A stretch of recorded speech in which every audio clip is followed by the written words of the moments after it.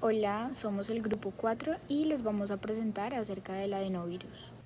Los adenovirus humanos se dividen en 7 grupos que van desde la A hasta la G en función de sus propiedades genéticas, físicas, químicas y también biológicas, y se clasifican en el género de Mastadenovirus. Se han aislado al menos 57 tipos antigénicos distintos de los seres humanos y pues muchos otros tipos en diferentes animales. El adenovirus es un virus de 60 a 90 nanómetros de diámetro que se caracteriza por no poseer una cubierta externa. El virión tiene forma icosaédrica y se compone de una cápside proteica constituida por 252 capsómeros, un núcleo que contiene el genoma de ADN viral y 4 proteínas internas, donde de los 252 capsómeros, 240 son exones y 12 son pentones. Los exones son los que conforman los lados de la superficie icosaédrica y los pentones son los que forman las vértices. Además de eso, una glicoproteína denominada fibra es la que protruye desde el centro de cada pentón. También en el núcleo del virión está formado por un ADN de doble cadena que tiene la capacidad de codificar entre 30 a 40 genes. Además, en el núcleo pues tenemos las siguientes proteínas terminales, proteínas básicas 5-7 y proteínas Mu. Bueno, y en las características del genoma viral encontramos que el ADN es bicatenario lineal. ¿Qué quiere decir esto? Que el material genético del adenovirus está compuesto por ADN de doble hebra lineal, y esto hace que se diferencie de muchos virus que contienen ARN. Otra de las características es su tamaño. Encontramos que el tamaño del adenovirus varía entre 26 y 48 kilobases, esto es dependiendo del serotipo. También tenemos la capacidad de codificación, ya que encontramos que este genoma puede codificar entre 30 y 40 proteínas virales, esto dependiendo del serotipo. Y encontramos que tiene diferentes funciones, como lo son la replicación del ADN, la modulación de la respuesta inmune del hospedador y la formación de la cápside viral. También tenemos su estructura genética. El genoma está organizado en varias regiones transcripcionales principales.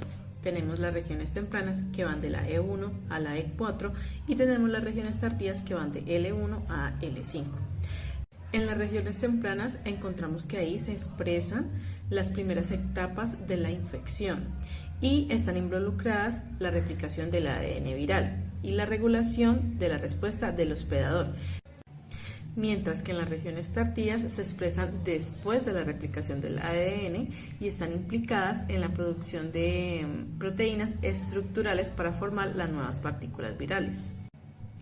También encontramos los terminales invertidos repetidos, que estos se encuentran al extremo del genoma, y estos son esenciales para la replicación de ADN viral y el empaquetamiento del genoma en las partículas virales. Ya para finalizar, también encontramos proteínas terminal, que estas son unidas a los extremos de la 5' que facilitan la replicación del ADN viral. Los factores de virulencia. Bueno, estos factores son mecanismos que les permiten evadir la defensa del hospedador y causar infección. El ARN de BA, esos ARN pequeños y abundantes que protegen al virus contra el efecto antiviral del interferón. El interferón es una proteína que juega un papel crucial, súper importante en el cuerpo inmunológico de la persona que es infectada, evitando la activación de una sinasa que inactiva el factor de iniciación 2. Proteínas de la región E3 ayudan a inhibir la citólisis. La citólisis es el proceso mediante el cual una célula se destruye de las células infectadas. Por ejemplo, la proteína E3, GP19-KDA, bloquea el movimiento de antígenos de clase 1 del complejo de histocompatibilidad hacia la superficie celular, protegiendo a las células infectadas de la lisis mediada por los linfocitos T citotóxicos. Inhibición de citólisis. Otras proteínas de la región E3 también bloquean la inducción de citólisis por el factor de necrosis tumoral de la citosina A. En el ciclo replicativo se distinguen estas etapas. Primero, la unión a la célula, que pues implica la interacción de la glicoproteína con receptores celulares y moléculas del complejo mayor de histocompatibilidad clase 1 y receptores Coxsackie del adenovirus. Segundo, tenemos la internalización, que implica la interacción del pentón con las integrinas B3 y también la B5, que favorecen la progresión del ciclo celular y pues las reorganizaciones del citoesqueleto de la actina, que es importante para la endocitosis mediada por la clatrina. Tercero, tenemos la penetración, donde la membrana de la vesícula fagocítica se rompe por acción tóxica del pentón y pues se produce entonces la liberación de las partículas virales en el citoplasma. Tenemos 4, la migración, donde el core migra desde el citoplasma al núcleo vía microtúbulos y el DNA viral entra al núcleo a través de los poros nucleares. Una vez en el núcleo el DNA viral es convertido en el complejo de las histonas celulares, pueden iniciar pues lo que es la replicación. Tenemos la replicación, donde el DNA, esta replicación ocurre en el núcleo. La proteína viral TP actúa como cebador, donde 2 proteínas más codificadas por el virus pues participan en la replicación. Estas proteínas pues son la AD-DBP y la AD-DNA polimerasa.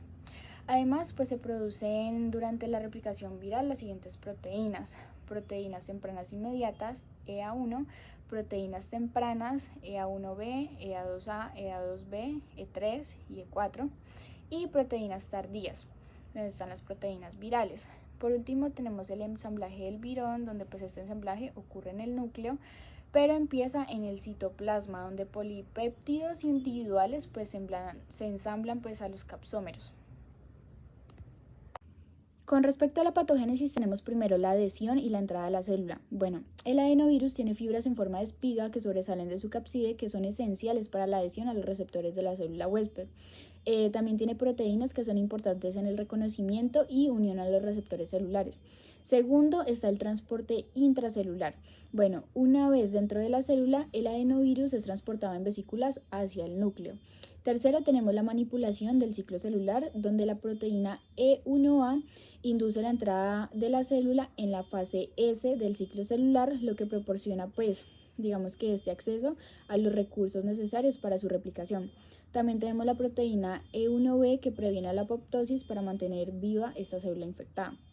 Cuarto, tenemos la invasión inmunológica, donde las proteínas E3 bloquean la presentación de antígenos en las células infectadas, reduciendo la capacidad del sistema inmune para reconocer y eliminar estas células.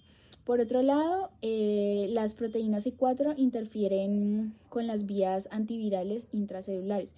Y por último ya tenemos la replicación, donde pues el genoma del adenovirus, que es el ADN, tiene una doble hebra que se replica dentro del núcleo celular utilizando pues ya la maquinaria de replicación del huésped.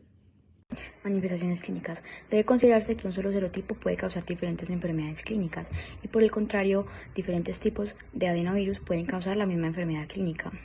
Dentro de las enfermedades respiratorias se encuentra la tos, la congestión nasal, la fiebre y el dolor de garganta. Dentro de las enfermedades digestivas se encuentra la enfermedad gastrointestinal, la gastroenteritis infantil y la gastroenteritis viral.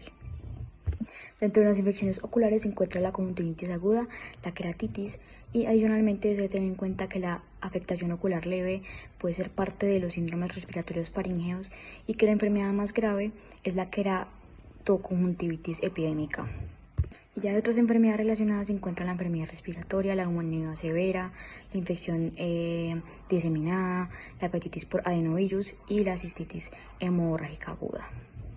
Bueno, y para el diagnóstico de se hace toma de muestra de sangre en la zona afectada o se hace una serología que consiste en una prueba de fijación de complemento a los antígenos del grupo de los adenovirus pues que están presentes, el cual es un método fácil aplicado pues para detectar infecciones, y ya si es un caso ya más especial se hace una identificación específica de la respuesta serológica en donde se utilizan pruebas de neutralización de los anticuerpos o una inhibición de la hemaglutinación.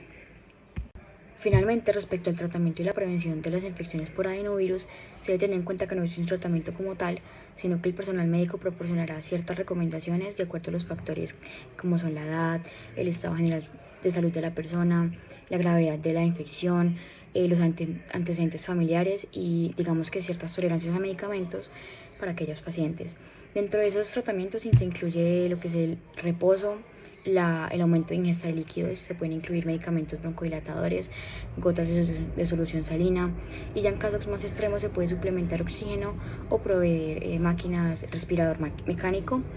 Y ya como recomendaciones para su prevención se tiene tener un buen lavado de manos, mantener limpio y desinfectado frecuentemente sus espacios digamos de la casa o en otros espacios, evitar el contacto cercano con personas que tengan digamos que síntomas por alguna enfermedad respiratoria, evitar compartir digamos que objetos personales y evitar tocarse los ojos, nariz y boca con las manos sucias.